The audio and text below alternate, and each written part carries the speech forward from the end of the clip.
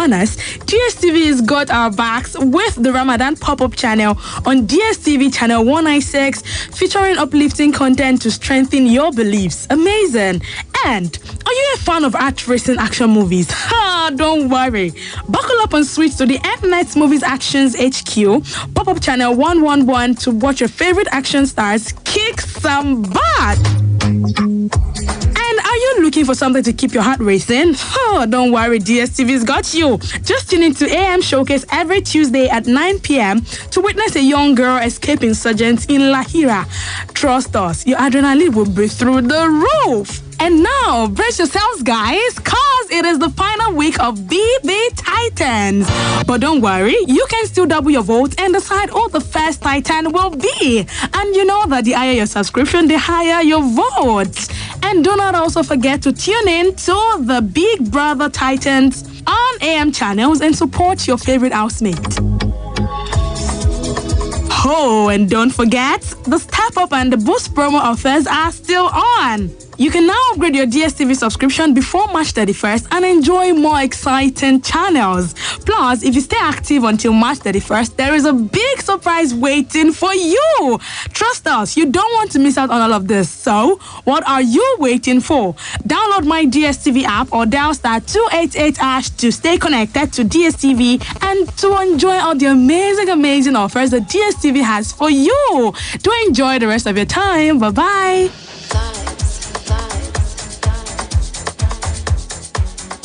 Splash FM 105.5.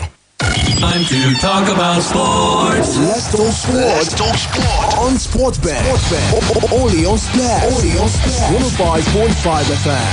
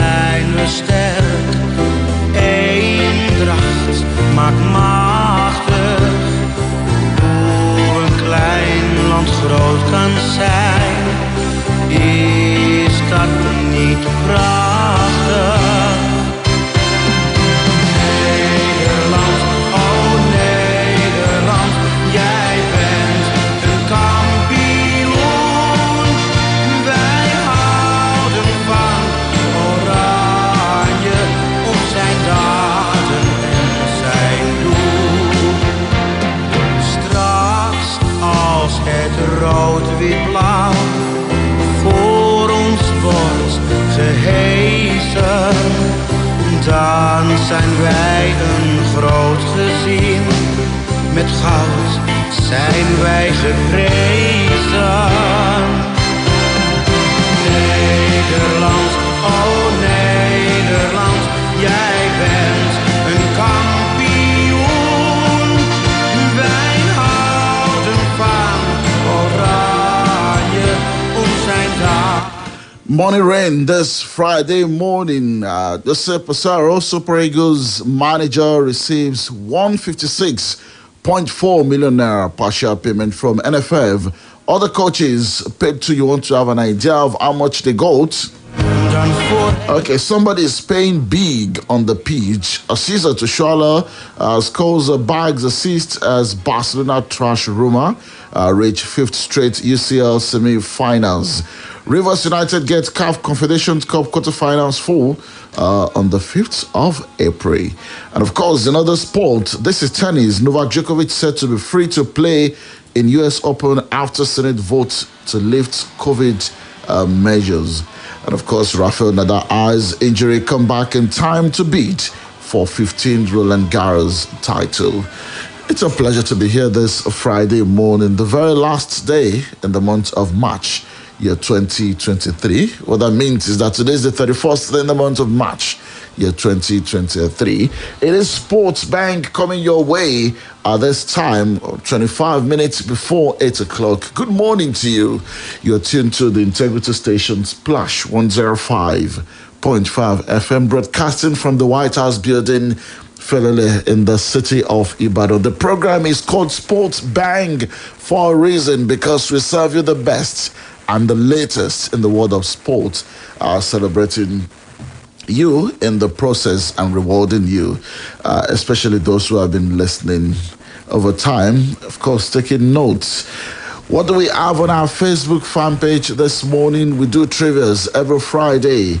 I started my career in 1984, which spanned over 30 years, winning 21 titles in the process. Who am I? Okay. What do we need you to do? Research, Google, if you may. Just be the fastest to supply the correct answer. I started my career in 1984, which spanned over 30 years, winning 21 titles in the process. Who am I? Okay. The only thing Femi did not add is I retired in 2020. Whatever. Okay, my name is Tunde Olawuwo, Oluwafemi Akinosho. Femi is on board. Good morning. Good morning, Tunde. Good morning. It's a beautiful Friday morning. It's a pleasure to be back here after the international break. You know, on Wednesday, we're asking about how people feel about this international break, and some seems to feel like it was quite boring. I'm not sure how, but then it's good to know that the first international break of 2023 is over now, and it's back to the business end of club football, and there is no other way to welcome us back to club football than an early 12:30 kickoff tomorrow, Manchester City at the Etihad against Liverpool. But then, before we get into that, there is so much happening right now across board, and it's a pleasure to be back here this wonderful morning. Okay, I feel like we should, start by talking about the early kickoff tomorrow. Manchester City playing catch-up to Arsenal at the Etihad this time around to host Liverpool. Liverpool placed 6th. Gunning maybe for a place in the Champions League, but if you look at the points gap, Liverpool are on 42 points, Manchester City on 61 points, having played, just one more game in the last 4, 5, 6, maybe 4, 5 years, these two teams have chased each other down to the wires in terms of fighting for the title. But this time around, it's not the same on the table in the league in terms of their form. But do you think that on the pitch of play tomorrow, we will see that gulf in class? Or maybe, it's just a freak season for Liverpool. They're not that apart in terms of what they bring. I don't think we're going to see that gulf in class, or should I say gulf in the distance between Manchester City and Liverpool on the table. I'm not sure it's going to reflect because, definitely. So you still see two big teams. Absolutely. You know, with the kind of, how do I call it, the kind of form that we have seen these two teams display in the last couple of years, it has shown that it's almost becoming a derby now. I mean, they've both been in the title race against each other for so long. It's almost becoming a derby now, which means that you take form aside and it's going to be a big game. And for Liverpool, in the first leg, we thought it was going to be, how do I put it, Manchester City having the advantage. But Liverpool somehow came from out of nowhere, won that game, and the next game after Manchester City, they did not even win. And we've seen that over and over again. Liverpool players stepping up against a big team and then maybe going back into their shell after. Manchester United was a big example. They got 7 goals past Manchester United, and the very next game they couldn't even score 1. So it's a big game, and I think that big game atmosphere, that big game mentality will come into the players, and I think it's going to be a tough one. And it's also important to note that after the international break, there are usually so many issues to deal with. For example, since the international break, Erling Haaland haven't trained with Manchester City. I think that'll be a very huge, factor to determine tomorrow's game. But also, it's at the Etihad, and Manchester City recently have hardly lost at the Etihad. So it's promising to be a very interesting game, but definitely it's going to be a big one. It's going to be a wonderful watch, actually. In sports, football especially, we love rivalries. For so long, it was Alex Ferguson and Arsene Wenger. And people, in recent time, we're talking about Pep Guardiola and Jurgen Klopp. I don't know where that is coming from. Well, because if you count the number of league titles Pep has won to just one that Jurgen Klopp has won. But again, it's also about Klopp has also won the Champions League. Pep hasn't, at least so, not with Man City. He has that over him. But do you still see that rivalry being alive? Yes, actually, because the rivalry is not about how many trophies they've won. Actually, it's about how many times they have tussled for the trophy.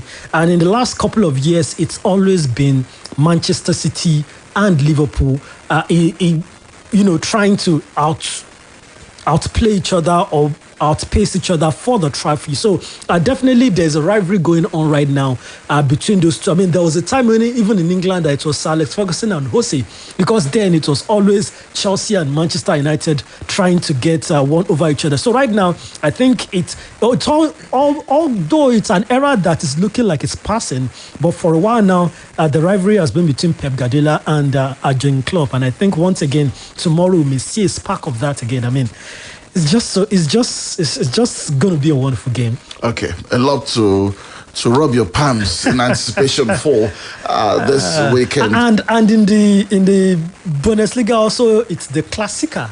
I mean, Borussia Dortmund against Bayern Munich, and this will be the first time in a long while that this game will be played with Borussia Dortmund on top of the table, and it will also be the first game of Thomas Tuchel in charge of Bayern Munich. So I should say baptism of fire. Bring on the weekend. I mean, we cannot wait. It's just so amazing, and it's just so anticipating every bit of action this weekend. It's a good way to return back to club football. Super Eagles head coach Joseph Osero has been paid $210,000. That's about 156 million naira, being 3 of the 10-month salary owed him by the Nigerian Football Federation. It's also gathered that head coaches of other national teams like the Super Falcons, Under 23 Eagles, Flying Eagles, Falconets, Golden Eaglets, and the Flamingos are paid between 5 and 7 month salaries. Before this latest payment, Passero was not paid a salary since he was engaged in May 2022 by the Amaju Pinnick-led NFL board. The Portuguese was contracted following an assurance by the Minister of Youth and Sport, Sunday Dari, that the federal government will pick the bills of a foreign coach after the Austin Iguavon-led technical crew failed to qualify Nigeria for the 2022 World Cup in Qatar. NFL President Ibrahim Gusso will confirm the payment of some outstanding salaries to national team coaches to journalists, that the payments were made from the funds from its affiliate international bodies. Meanwhile, Asisa Toshola scored and provided an assist as Barcelona hammered Roma 5-1 to reach a 5th straight UEFA Women's Champions League semi-finals. Barca progressed into the last 4 6-1 on aggregate after winning the first leg 1-0 in Italy. Prior to the second leg tie against Roma, Oshola had failed to score in her last 4 outings for Barcelona. Now back home, Nigerian champions Rivers United will know their opponents in the quarter-final stage of the CAF Confederation Cup on Wednesday, April 5. The draw ceremony is built for the headquarters of CAF. Rivers sealed their place in the last 8 after a 2-2 home draw against Congolese outfit Durban Noirs. Stanley Goma's side will take on ASEC Mimosa of Cote d'Ivoire in a dead rubber clash this weekend. The other qualified teams are Asfar Club of Morocco, US Monastery from Tunisia, ASEC Mimosa from Cote d'Ivoire, Marimo Gallant all the way from South Africa, Young Africans from Tanzania, Pyramids FC of Egypt, Future FC of Egypt. Of the two, Al-Aqda SC from Libya, or FC Saint Eloi Lupopo from DR Congo, or Yesem Oja of Algeria. Rivers United are looking to become the first Nigerian club to win the CAF Confederation Cup. Quickly, Femaiti, let's move away from football briefly. Novak Djokovic will be allowed to play at the US Open this year after the Senate voted to end COVID-19 measures. The former world number 1 has not played tennis in the United States since losing the 2021 US Open final because of COVID measures introduced by the government during the height of the pandemic.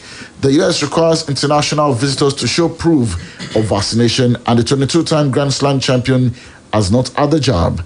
However, on Wednesday, the US Senate passed a bill that will end COVID-19 declarations that were put in place by former President Donald Trump on March 13.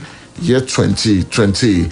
Rafael Nadal said he also be to battle back from injury in time to compete for yet another title at Roland Garros after he was presented a replica statue by the French Tennis Federation. I mean, you can be sure that Nadal wants to do everything whatever it possible to be at takes. the French Open. Whatever it takes. The French Open is actually his favorite one, and the one he has won the most, 14 in 22 appearances at the Grand Slam. So, 14 actually out of the 22 general Grand Slams that he has won. So definitely it's his favorite stuff, and that's the reason why it's called the King of Clay. That's the only clay court major tournament in tennis today. So definitely Rafa Nadal would be gearing up to actually win that. And the fact is this, Roger Federer may be out of the, should I say, GOAT conversation due to his retirement, but Rafael Nadal and Novak Djokovic are still very much locked in this highest Grand Slam winner also.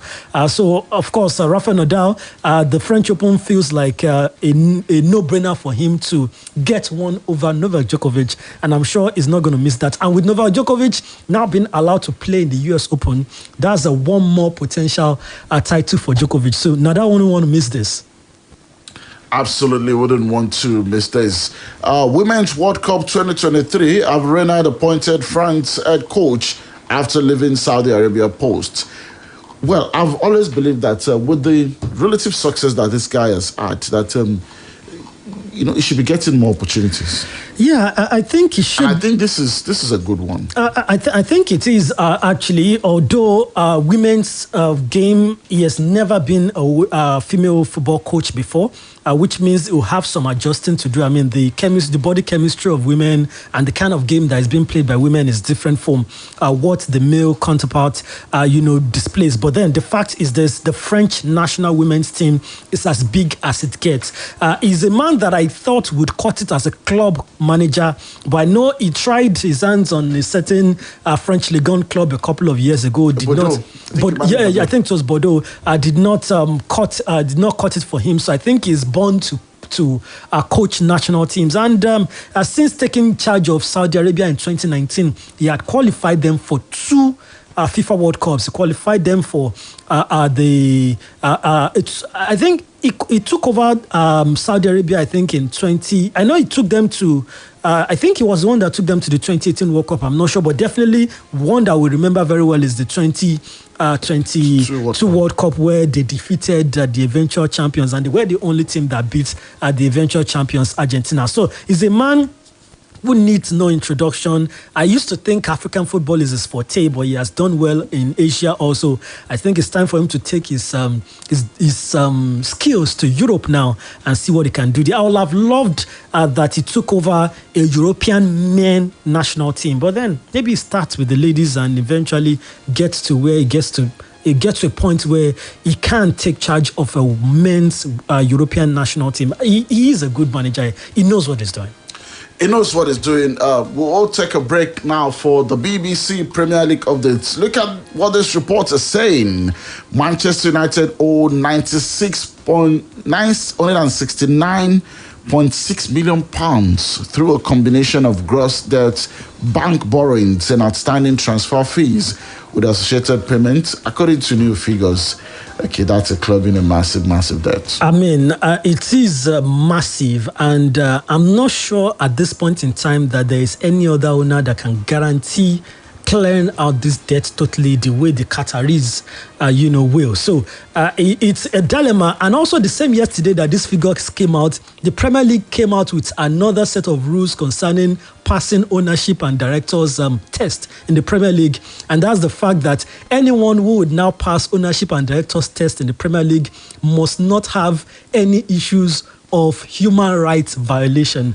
We know that's unlikely that Qataris will not have any issue of human rights violation. So It's a way of trying to cut away, Qatar from the purchase of Manchester United. But once again, if you are thinking about the club itself, what is good for the club itself, the singular fact that the Qataris are offering total clearing of Manchester United's debts shows that they should be the favourites to get the club. England legends Michael Owen, John Terry, Cote d'Ivoire great Yaya Toure have been nominated for the Premier League Hall of Fame award class of 2023. We'll be back after the BBC Premier League update. BBC Premier League update from the home of Premier League football. Hello, I'm Paul Serres at the BBC Sports Centre. All 20 English Premier League clubs have unanimously approved a raft of changes to the league's owners and directors test. The BBC's football reporter Alex Howell has more. They've made changes to the league's owners and directors test, and there's been new points added on the threshold control being lowered. But the main bit to look at is the disqualifying points. And they are around points that would stop new owners taking over clubs, and they are on individuals or companies with government sanctions, if they have human rights abuses, or a list of criminal offences around fraud, corruption or tax evasion. So people you wouldn't want owning your football club. There's lots of talk around club ownership in the Premier League at the moment, and there's a big process going on at Manchester United, so it could have implications for that down the line. Well, the prospective Manchester United owner, Sheikh Jassim, does not believe that the Premier League announcement over a strengthened owner and directors test will have any impact on his bid to buy the club. The Premier League has listed a number of new conditions tightening the criteria for prospective club owners. Some of these concern human rights abuses, which were highlighted in Qatar around the World Cup. However, BBC Sport understands the bid has been made by Sheikh Jassim as a private individual, and sources close to it believe there will be no issues. Meanwhile, Manchester United owe £969.6 million. That's just over $1.2 billion through a combination of gross debt, bank borrowings and outstanding transfer fees with associated payments, according to new figures. The club released their second quarter results to the 31st of December on Thursday. Unlike previous years, there was no investors' call afterwards as a result of the ongoing strategic review at the club. And for more football news from the BBC, go to bbc.com/football. BBC Premier League update from the home of Premier League football.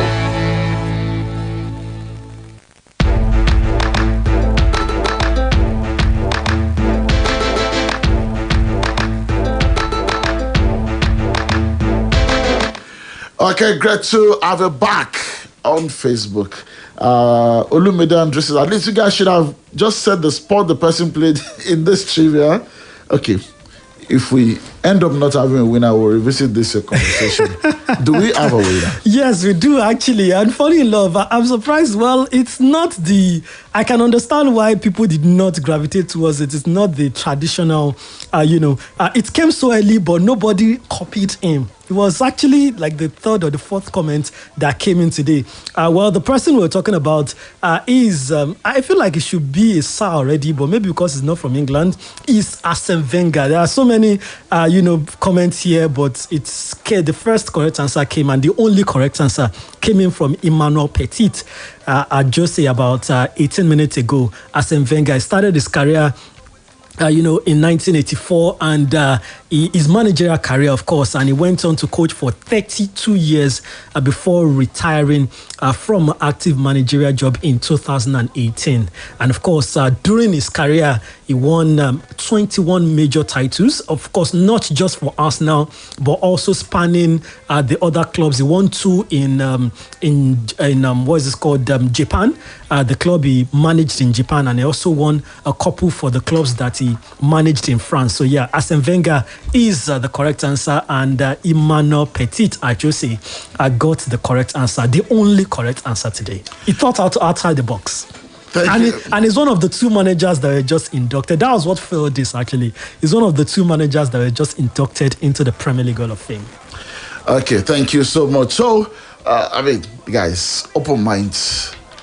Keep your mind as open as possible to play this game. Thank you so much and congratulations. Of course, I'll expect you my DM on Instagram, Tunde Olawuwo. Let me have your details. He's won before, so yeah, I'm sure he knows the process. He knows the process. Well, the phone lines are open. Are you ready for this? 0809 155 1055 080 56998678. It's possible that we'll only be able to take one call because we're so out of time. Hello, good morning. Hello, good morning, Mr. Tunde. Yes, good morning. Yeah, I'm Joseph from Uru. Joseph from Uru. It sounds business-minded this morning, like. So I'm winning this. Let's get right into it. Number 3. Number 3. Okay. This looks like something you should be able to easily work. Harry Kane broke Wayne Rooney's England record against Italy last Thursday. How many goals has he scored now? 54 for England. Now.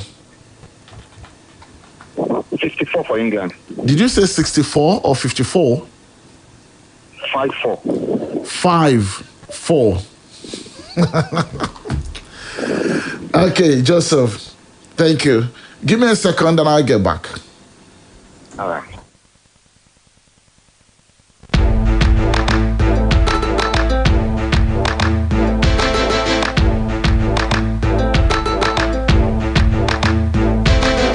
Okay, Joseph, you won. You know why I needed that 1 second? You know, as of the time of putting this together, it was 53. But remember, we put the caveat now. And it's actually scored another one. Against Ukraine, he scored the first goal. So it's on 54 goals now, and you're absolutely correct, Joseph. Congratulations to you. Well, we have to go now. Josh is saying. Femaiti, your final take. Well, it's good to be back here this wonderful Friday morning. Looking forward to the weekend, and of course, there is so much to talk about. Thank you so much for having me this morning. Thank you. It's been a pleasure. Sports Bang will return on Monday. But tomorrow, I'm sure you guys don't want to miss What Sports. 90 minutes from 12:30 on this station is going to be absolutely interesting. This morning, we've worked alongside Super Josh. My name is Tunde Olawuwo. Have a wonderful Friday. Thank you for listening, and bye-bye. We're not going to cuss at you. We're not going to yell at you. We're just going to give you the best of information and entertainment that everyone can agree on. 105.5, The Splash.